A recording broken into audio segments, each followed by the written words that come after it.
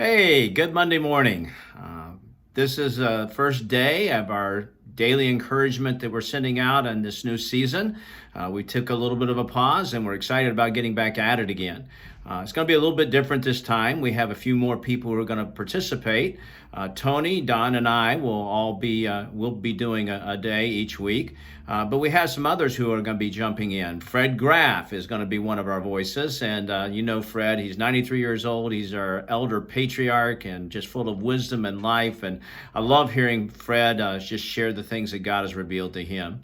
And then Acton Beard, who is a teacher and a counselor, has a real missional heart. I mean, she's just going to do a great job in sharing her heart with us. And then Cindy Porter, who's been on staff at a couple of churches, and actually Deb and I teamed with her and her husband Wayne, and we did a class together, and I got to hear Cindy communicate. She's a great communicator, and I know you'll enjoy hearing from her too. We start out here at the beginning of the Corinthians, and Paul introduces himself and talks about the church he's sending it to. And I want to just spend the time today talking a little bit about that, some of that introductory information. Corinth was a beautiful Roman colony in the southern part of Greece, and it had been destroyed, I think about 140 or something like that, and then rebuilt by Caesar, and was a beautiful city. And even today, the ruins there are just incredibly impressive. I mean, it was an amazing place, a very beautiful place back in the days of Paul. But it was also a place where there was a lot of bad things going on. There was a whole group of prostitutes that would come down each night on the city, and they were temple prostitutes. It was part of their religion as they would come and descend on the city, and people would participate with them. And there was a lot of debauchery, and then a lot of worldliness, and a lot of raucous celebration. That was just the routine of the city. So you can imagine that when someone came to Christ in that environment, that it was difficult. I look back to the time of Moses, that it has been said that it took Moses to get the children of Israel out of Egypt, but it took a whole generation to get Egypt out of the Israelites.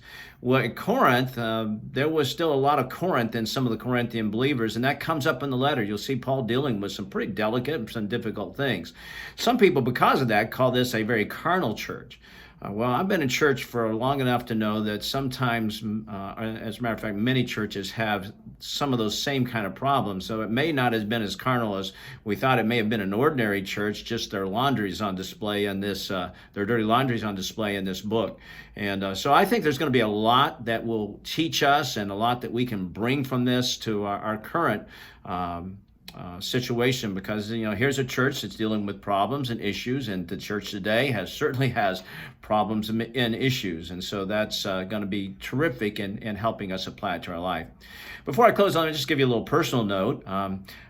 Back when I was at Asbury, and back in the year 2000, I got to go to Israel and Greece on a trip as a part of my seminary preparation.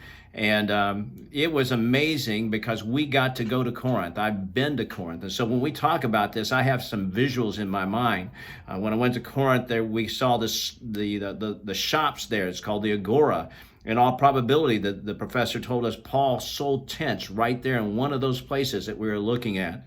We went down by the riverside, and that was kind of where there was some coolness, and so that's where the meat was sold. And Paul talks about going to the meat market and meat offered to idols. So seeing that in person was really impressive for me.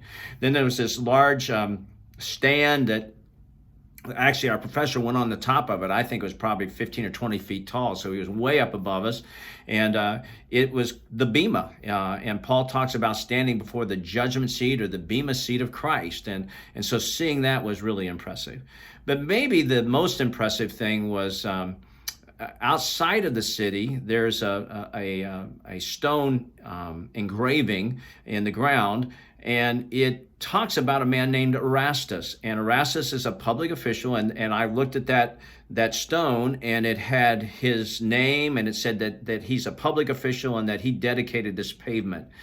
And very interestingly, in the book of Romans, which Paul wrote from Corinth to Rome, Paul mentions Erastus, who's a public official.